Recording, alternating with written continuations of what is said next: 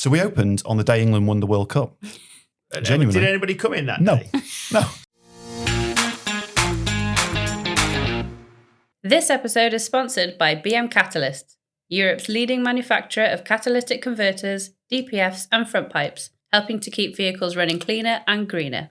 Welcome back to Garage Talk Unwrapped, the podcast with me, Vicky. And me, Ben. In this episode, we visited BM Cat's headquarters in Mansfield to speak to the commercial director and friend of Garage Talk, Mark Blinston. We went to get to know more about him and the UK and Europe's leading manufacturer of aftermarket hot-end emissions products. We delve into BM Cat's humble beginnings as a tyre centre, the challenges they've overcome, the effects of EVs on the business, use of AI, and a bit about their plans for the future. Coupled with the video we did in the other podcast, I think we covered almost every part of the business. There's nothing else you need to know about BM Cat. It was a great day, though, and we were made to feel really welcome.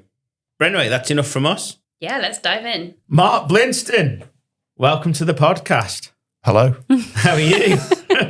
I'm very good. Thank you so much for having us. We're doing some filming with you today as well and bagging another podcast with another couple of members of the team. But we want to talk to you today, though, about BM Cat's history, how you've developed into Europe's leading producer of hot-end emissions products. So let's start with a bit of the history. Like I said, how did BM Catalyst begin and what were those early years like? Are we going to go back to the very beginning or potted take us history? all the way back. All right. Okay. So the business actually started as a tyre fitting centre back in 1966, would you believe? Wow. So yeah, you wouldn't believe it when you walk around, when you guys see it later. So we opened on the day England won the World Cup. Genuinely. Did anybody come in that No, day? no. I don't remember the day itself. Are you sure? I definitely don't. But yeah. So the business opened by Alf Belton and Eric Massey, the BM and M of BM, on the day we won the World Cup, and business was not good. So, but it didn't put us off, or didn't put them off, sorry. So it started like that. And then for a long time, that business grew as tyre and ultimately exhaust retail outlets. We were installers. Okay. And then if you fast forward all the way from 1966 through to the mid-90s, when catalysts started becoming items that were going wrong on vehicles and cars were coming into the fast fit centres or the centres, they couldn't actually find aftermarket replacements, or if they could, they were really expensive. And ultimately, they were turning jobs away, which, as any garage owner will know, is very frustrating. If you can't repair a vehicle, you've got a customer there wanting their vehicle repaired, and you can't do it. And at the time, there was no emissions regulations or legislation for replacement catalysts. So John Massey, who was running the business at the time, so he was second generation of the family, of the Massey family, who'd taken control now completely of the business. Okay, but they kept the B. Yeah, I think they were saving it for me when I came in, the Blinston. They knew. Blinston Mark Catalyst. It was like, just in case someone else comes in with a surname beginning with B. So they bought a manual bending machine to do some custom builds, really, of catalyst products. Because, as I say, there was no legislation. It was an unregulated industry at that time. And that got really popular with the consumers and ultimately the other local businesses. And eventually we built a small catalogue of products and started building jigs so we could make the same product over and over again. And John Massey decided, do you know what, there's a business to be made here of becoming a catalyst producer. And that we're in the late 90s now. Yeah. Okay. So we invested in a little bit of machinery, not high-tech machinery at all, and we just scaled it up a little bit for locally. And then we sent a flyer out nationally saying we can supply a small range of catalysts to installers. And it went crazy. The phone lines went absolutely mad. And ultimately they decided at the time, we really need to invest more in this business and scale it a little bit more. And so in 2001, we bought this plant. Yeah. Where we're sat now. This is the original sort of game-changing plant, what we call it. And Toby, the current MD, third generation of the family, he came into the business and persuaded me to come into the business as well on a lad's holiday, actually. No way. So the backstory is me and Toby have known each other since we were 11. We went to school together, secondary school. So about 15 years then, Mark. Well, I'm glad you think that. Yeah. Such a charmer, isn't he? So in 2002, I joined the business. And I'd like to say that's when it really took off. Yeah, I could see that, yeah. But I was the guy that was sent out on the road here, there, and everywhere to find distributors for our products, because it was one thing selling to installers, but to grow our business, we needed to actually find people to stock our product and then supply it on demand into the market. And back then, distribution was a lot different than it is today, wasn't it? Yeah, really different. Yeah. I mean, I've seen it all now. I've been here 24 years, and that distribution model has changed so much and modernized, and for the better, really. I know some people like how it used to be done and things like that, but now it's really sort of moving in a progressive way. So let's not reflect on the easiness of today. Let's go back to the hard work you did in 2002. Yeah, it was hard. It was hard. We all worked incredibly hard. And there was a fabulous team of people who'd grown within the business. No one came in from outside the business and said, "I'm an expert in manufacturing. I'm going to set you a plan." And we did it all ourselves. None of us had ever done this. Oh, yeah. But we've got some fantastic problem-solving people who are still here with the business, and that is an ethos within our business. We have good people, good teams who we allow to thrive. So our ops director, who is the brains behind a lot of good things that happen in this business in terms of production and capability and growth on that side.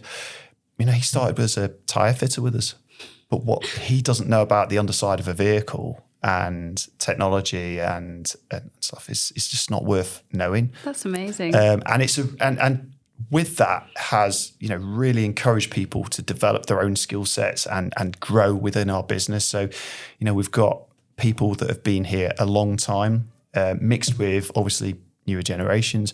But so it was hard, really, really hard work for us all to get this business off the ground. And I'd say that it's probably even harder now. Yeah. To continue to reinvent yourself and to continue to take the business forward. No one's sitting back saying, "Oh, we've done a great job there. It all looks after itself now." I think one thing I just like to pick up on really is that initial gap in the market, and the Belton Masses took a massive gamble because you can't lose what you've got. And there's two ways of looking at it. You've seen the gap in the markets. They need to keep these cars coming into the garage. Yep. Hence, if they sent them elsewhere for the converters to be changed, they could lose the whole business. I think there's a message to garages there these days as well, isn't there?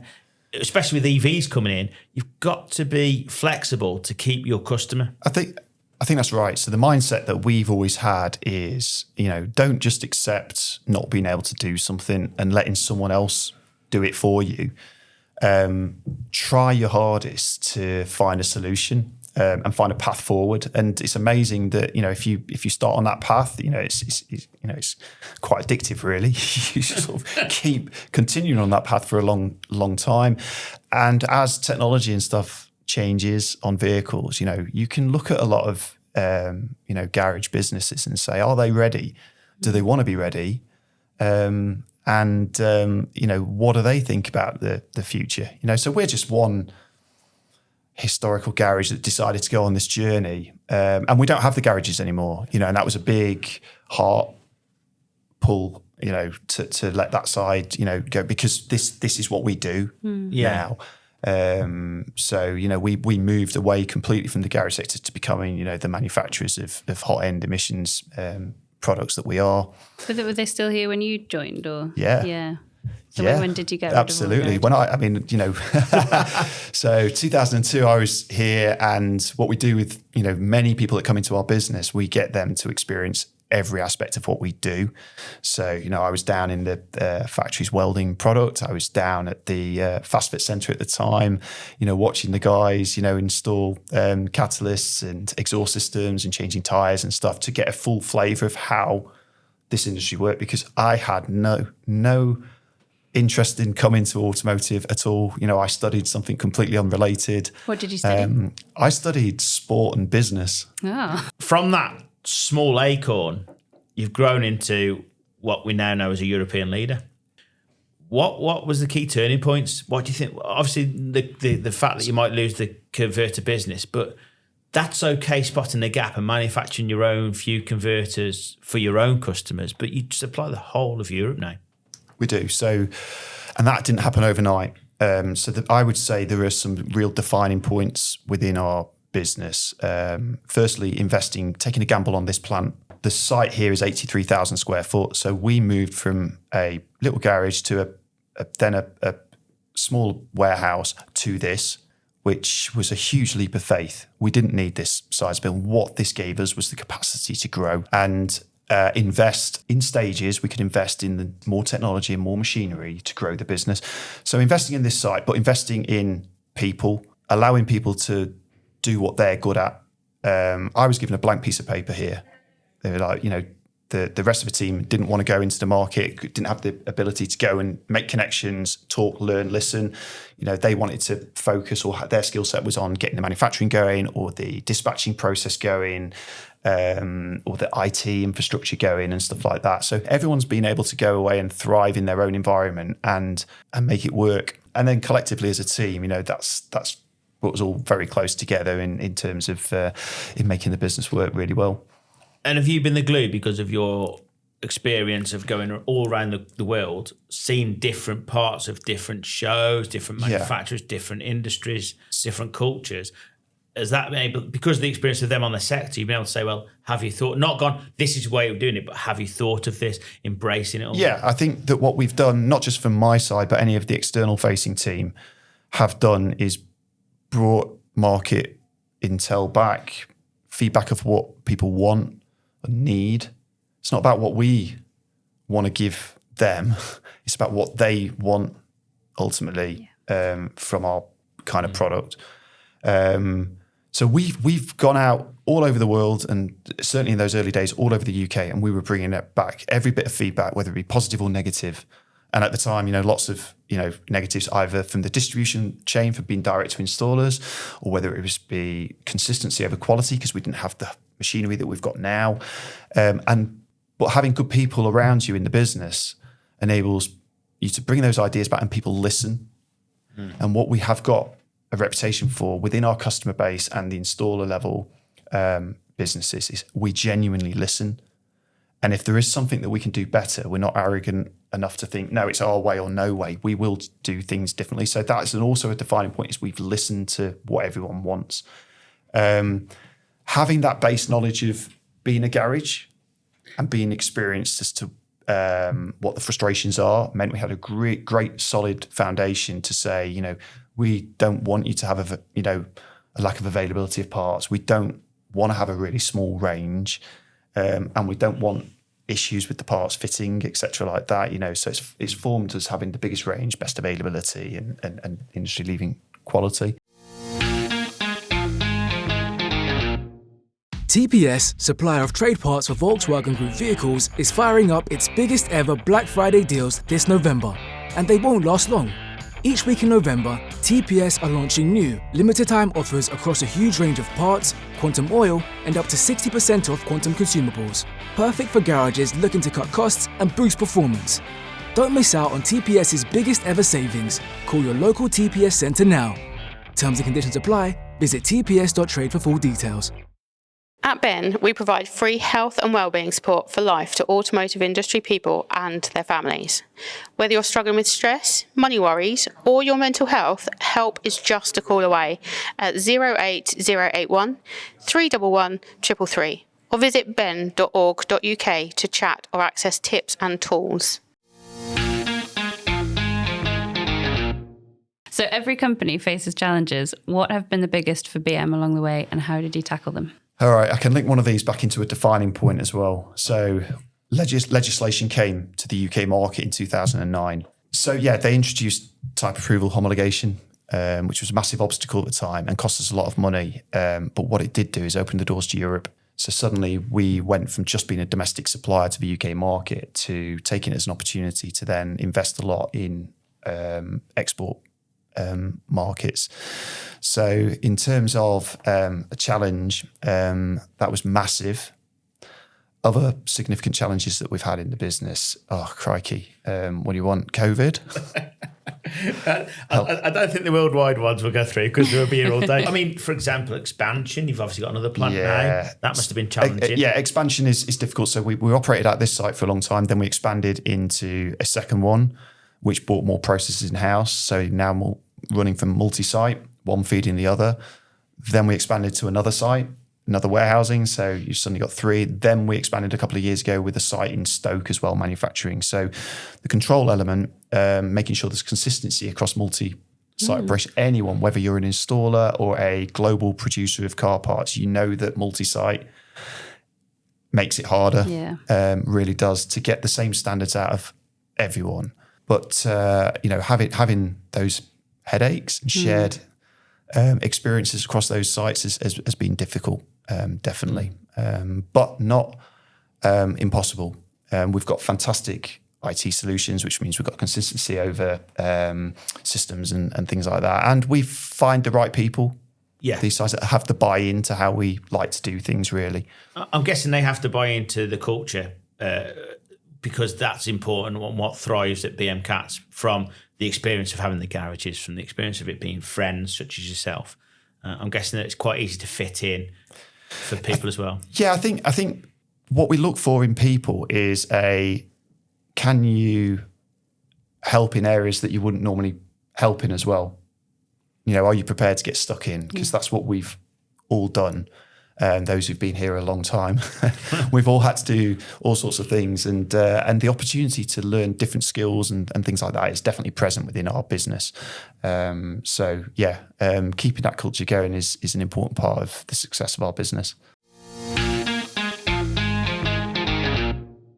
And you can bury your head in sand, or you can actually attack it and say, how do I work with it? And we had that with Brexit as well. Yeah. Over 60% of our business is into mainland Europe, and it was really easy to bury our heads in the sand and just say, okay, we're going to ignore that market now and we'll just retract back into a UK business. But actually, we went the other way, created European business, and made it even easier for people to trade with us than before. And actually, as a result of that, we've grown and grown and grown with the export business, which is not the case for lots of UK producers in any sector, really. Yeah, definitely. You've got to be willing to change and move with the times. I think so. And despite we're coming up to our 60th anniversary overall as a business, we do have a modern outlook on these things. I don't think there's anyone burying their head in the sand here.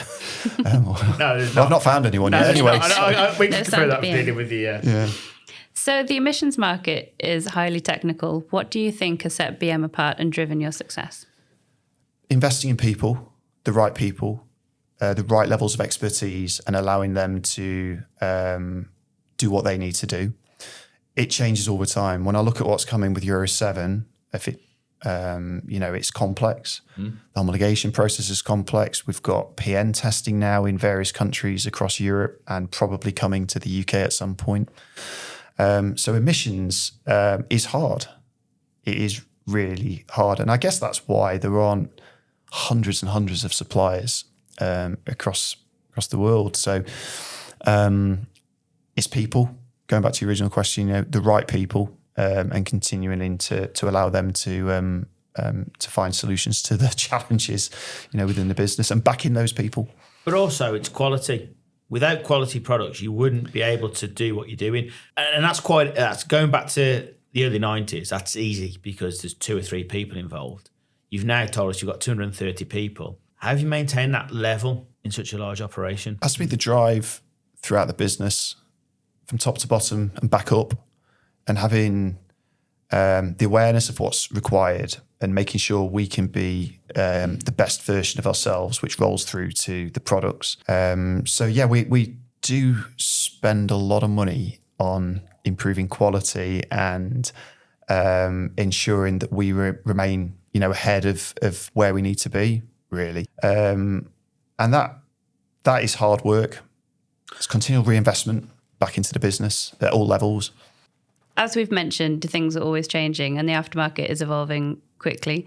What trends or innovations are you watching closely right now? Obviously, what we've got on is one eye on what's happening with EV, and that the direction of travel with that unfortunately for us, electric vehicles don't have our products on them. We feel that that's a long way off affecting us as a business, based on the aging car park in the UK and our position in lots of countries where EVs are way down the line compared to even here. So we're keeping an eye on that. Euro 7 is the next big thing and hurdle for us. And once that's fully announced, because there's all sorts of stuff to do with cybersecurity and anti-tamper and things like that affect emissions and braking and particulates, etc. like that. But in the meantime, there's going to be a big change with emissions testing, enhanced emissions testing across Europe, which is already come into force in a number of countries like France and Germany and stuff. That, in my opinion, should come to the UK market. It is being discussed for the UK market, and that will affect any vehicles with diesel particulate filters, but also GPFs further down the line for the PN testing for the petrol engines as well. So I think we have a responsibility as a society to make sure the air we're breathing is as clean as possible. I think that the government has got a responsibility to ensuring that legislation and emissions testing is kept up to date and speed with those requirements that ultimately we all have, really. Many people in your position be going, oh, EVs, it's going to kill us. You're, again, and I think this has come from the Cats, when you became BM Cats, effectively, you're seeing it as an opportunity, something you might be able to create and things. That has to come from the company's past, doesn't it, and the way they work? I think so.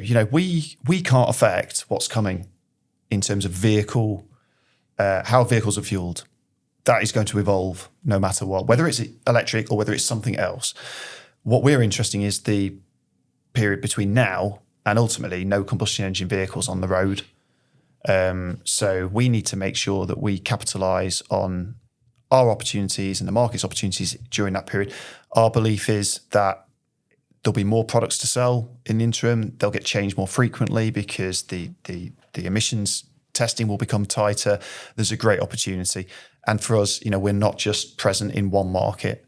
There are lots of markets that are only just getting an annual emissions test in the first place that we're doing really well in. I mean, I look at, Bulgaria, they've only recently adopted emissions testing. Okay. And we're doing really well in that market. Would you believe it? We're doing really well in that market. So the direction of travel between now and the end there's a lot of clear daylight between now and that time when there are no combustion engine vehicles on the road. We've survived and thrived through any challenge, and this is no different ultimately. I mean, if tomorrow every combustion engine was removed from the market, then we've got a bit of a problem. But the reality of that happening is zero. So we're okay. So looking ahead, what opportunities do you see for BM Catalyst and the wider emissions sector? I see growth. I do. I think the system's become more complex. I think there's great opportunities for the aftermarket. Not just us, anyone who operates in this. PN testing across Europe will provide great opportunity for everyone to thrive, in my opinion. And for BM, it's just a continuation of reinventing ourselves every single day. Little bits change every single day. And I'm sure it does in any forward-thinking positive business out there. You just make adjustments every day. No need to make any major ones. And then ultimately, you get to the end of the year and think, crikey, we're really different. We look really different. You're not going to go back to being a tyre fitting business, though, are you? Not that big a change. Never say never. Never say never, because that is in our blood and it is in our roots. So it's you never know. So we talked about the opportunities. Are there any big challenges that you expect to face in the coming years? How many big challenges you expected to face is the better way for it. Yeah, I think, wouldn't life be boring without a challenge though? In my eyes, it would be. There's been times where I think it'd be quite nice to have a little bit of time without a challenge, but actually it's what keeps the adrenaline going, really. There are challenges. There's headwinds on the horizon, for sure. I'm not going to get into politics, but there's lots of stuff going on in the world which will affect things that we do to do with precious metals and things like that. You can see that happening now, and usually that's a precursor to big events in the world. So we're seeing some changes in that. It is becoming harder in the UK to find the right people. In our industry, that is a big topic that we're interested in.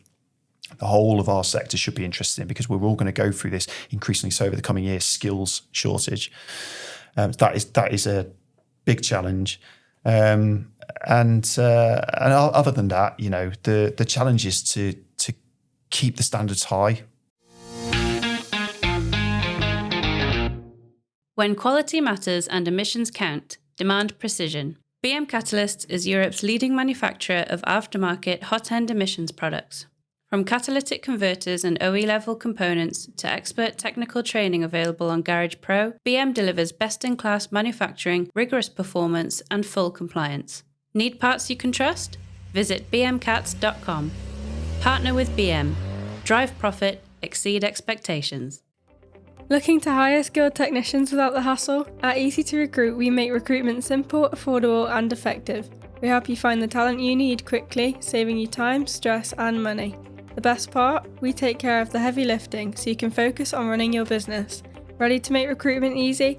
Visit us at www.easytorecruit.co.uk, call us on 017 8822 0694 or email sales@easytorecruit.co.uk today. Easy to Recruit, redefining the hiring process.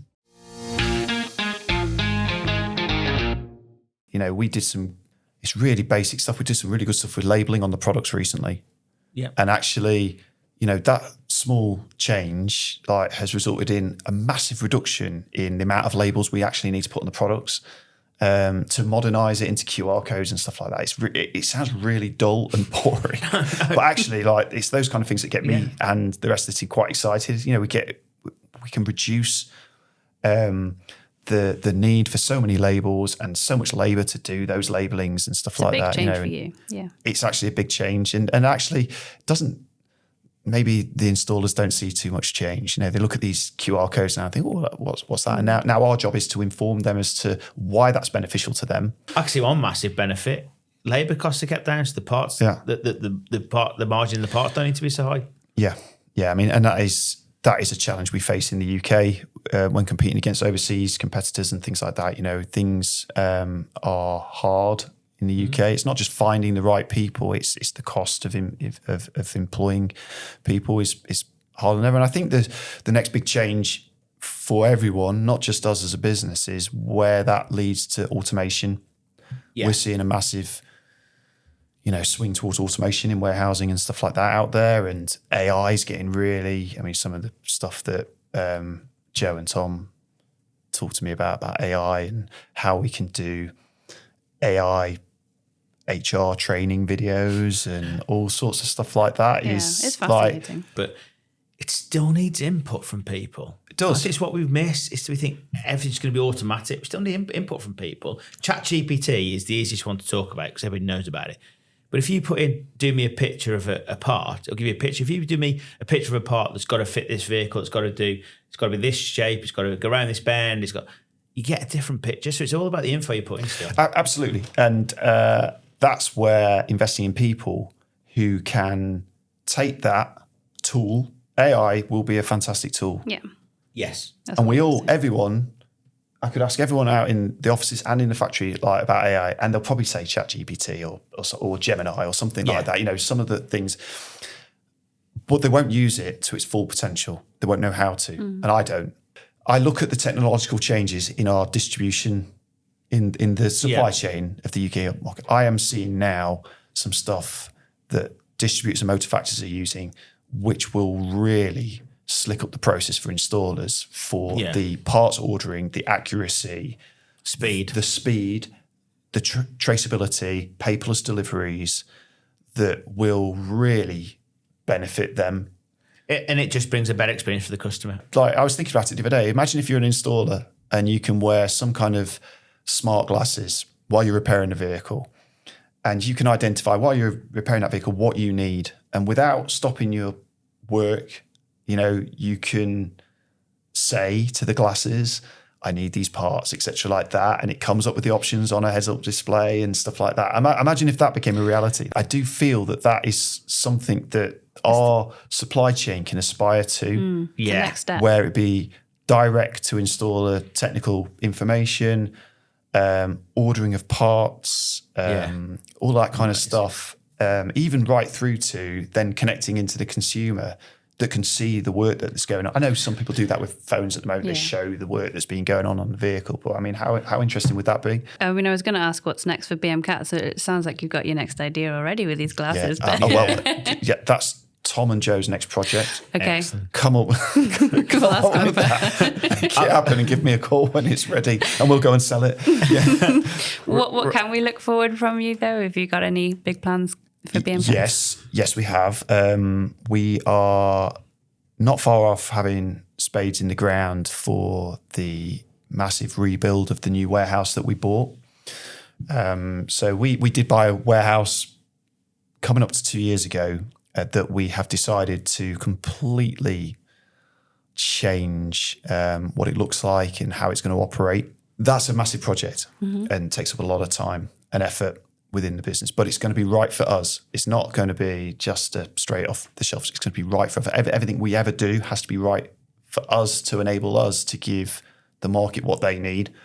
So that is a huge project we're looking forward to. Lots of positive marketing and awareness of what's coming will be coming out of our business. Loads of stuff. Some will be top secret until it eventually hits, but and a big product development program ongoing. That's a lot of the formal questions. But Mark, we've known you for a few years now. Yeah. You are fair. It's fair to say you're a character in the industry. Mark's looking at me really worried. I don't know what he's going to ask. It's fair to say you're a character in the industry. Is that our press releases coming out? Why do you enjoy everything so much? What inspires you personally? I'm a fabulous actor. So if that's the impression I give him. And a commentator. Then I should, that was a lifelong dream to be a commentator at the IAAF football day, yeah. But this industry suffers from an image problem, and you are a major driver in changing that. What inspires you? What's your driver there? I just feel everyone should really try and be the best version of themselves they can possibly be, and that's what I say to my kids. Doesn't matter what you do, or but just be the best version that you want to be of yourself, and aspire to that. And what genuinely drives me is problem solving. Like, I can shut my eyes. I can genuinely tell you that I see what we do as a jigsaw, a never-ending jigsaw, and that's just how my brain works. And until I feel like the last piece has been put in, it's what keeps me, motivated to do it. I have had people tell me all my life that you can't do something, it can't be done. Whether it be trying to find a solution for something, or whether it be telling me I couldn't personally do it. And I've had people say, you'll never do that. And that's just fuel to me to find a way. And I get into all sorts of situations all the time, but I'm really good at finding a way out. So if you put me in one of those big hedge mazes and stuff like that, I'm quite good at getting out of those. I'd love to see you in an escape room. I've never done an escape room. You should. It bothers me at the moment. I have heard, some people say to some people, why do you want to go and be a mechanic? It's cold, it's dirty, it's not great. And it's like, why? That's just so wrong. It's like, the careers advisors when I was at school, if someone said they wanted to go and be a pop star or something, why do you want to do that? You need to go and do this instead. It's like, let people go and do what they want to do. It is a shame, because whereas you've taken those criticisms, or that you can't do this, and fueled what, to drive you, other people will listen to that and go, okay, yeah, I can't do it, or I don't want to do it. Yeah. And it can really affect them and the way that they choose to move forward with their career. Yeah, and that is down to how every person's different, aren't they? And and everyone's motivated in different ways and stuff like that. If someone walks in the room and says, "Can't do that," I'll walk out of a room and say, "I'm going to find a way we can do that." And if I can't, I've at least explored every avenue. Well, I think the story here is don't underestimate Mark Blinston or BM Cats. It's been fascinating listening to you and story, how it was 30 years of tyres, complete change into catalyst. It's been really eye-opening, and I don't think a lot of people will realise that history. And I think you coming in when you did and how you did, that role being given to you kind of carte blanche almost, and you could do what you want with it, has shaped how the company is now. And the fact that you say when you're recruiting, you want people to have autonomy and be able to shape that role and decide what they're doing. I think it's great. And I get that feeling from BM Cats from talking to you. So yeah, it's been really interesting. Thank you, Mark. Thank you for having me. I think I did a pretty good summing up. Do you have anything you want to say there? Yeah, all right, steal my thunder. I think the thing I like is that from a small acorn of a garage, BM Catalyst became what it is today. And I think it still holds that roots. I don't doubt BM Catalyst will still be around for many years. They have lots of things already in the plans. I'm really interested to see them, but unfortunately never gave anything away on that side of things. Kept his cards close to his chest. He certainly did. But as I say, it's a great company. Very supportive of us, and whatever we can do to help them move forward, we're here for them.